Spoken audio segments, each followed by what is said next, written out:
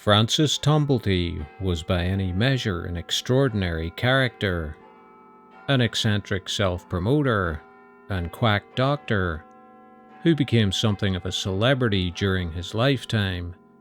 He was no stranger to adventure. Then, nearly a century after his death, two police historians, Stuart Evans and Paul Gainey, discovered a letter that catapulted the long-forgotten Tumblety to the top of the Jack the Ripper suspect list. What is the case against him?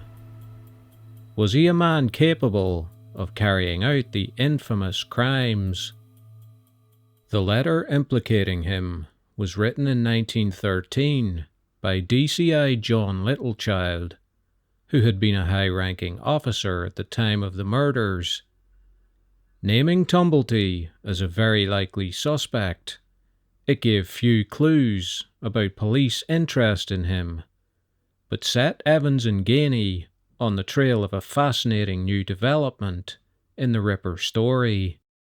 Not much is known about Tumblety's early life, though it's believed he was born in Ireland and taken to the US at an early age.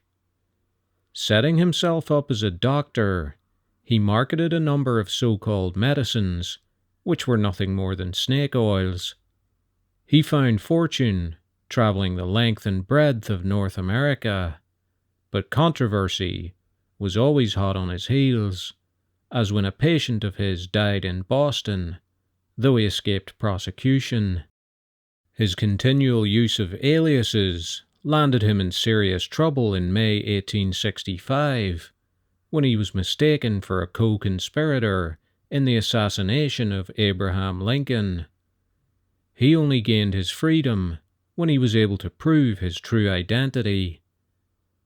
Ironically, Tumblety, who was a pathological name-dropper, had constantly told people he was a close friend of Lincoln. Tumblety was also a thief, as well as a con man. His lack of empathy for the marks he swindled can be an indication of psychopathy, though it's a misconception that all psychopaths are violent. By the 1880s, Tumblety was also travelling widely in Europe. He was a Fenian, or Irish Republican, sympathiser, with connections to that movement in Britain and Ireland, which explained his regular visits. In June 1888, on the eve of the murders, Tumblety arrived in Liverpool. At some stage, he went to London, because he was arrested there on the 7th of November 1888 by the Metropolitan Police for engaging in a homosexual encounter. He was bailed, then abruptly rearrested on the 14th, and rebailed on the 16th. Where was he during the summer of murder and mayhem in Whitechapel? And why was he rearrested? There's lots more to come in this video, but please consider liking, subscribing to the channel, and sharing. And please consider supporting my work with a PayPal donation. The link is in the description. Thank you. Evans and Gainey also uncovered a story about the so-called Batty Street Lodger. The mysterious lodger was described as an American man, tall and mustached, who had supposedly left blood-stained clothes behind upon fleeing the lodging house the night after the double event murders. Newspaper reports of the time said the man had previously been in Liverpool, and that he had been seen acting suspiciously and approaching prostitutes in the area. It could have been Tumblety. The police apparently thought so, seeming to connect the dots between Tumblety and the Batty Street Lodger. Their rearrest of the American prompted him to jump bail. The bail figure was not an inconsiderable amount. £300 then is the equivalent of £34,000 today. It must have been a serious new line of inquiry. Otherwise, why wouldn't he have jumped bail in the first place? Tumblety fled via France to the US, using the name Frank Townsend. Now began perhaps the most extraordinary part of the story, and it seems amazing that it took a century to come to light. Scotland Yard sent Inspector Andrews to New York. They never admitted that they were on the trail of Tumblety, yet the New York police had been alerted and placed Tumblety under surveillance at a rooming house after he arrived. The media had been alerted too, and dozens of articles appeared in newspapers, openly speculating that Tumblety was the Ripper, creating a fever pitch in the city. Yet in British newspapers of the time, it's as though none of it ever happened. So what is the evidence for and against? First of all, Tumblety was a deeply unsavoury character. He was also said to have a deep hatred of women and prostitutes, and to have had a collection of female body parts. This information was gleaned from an account of a man who supposedly attended a dinner party hosted by Tumblety.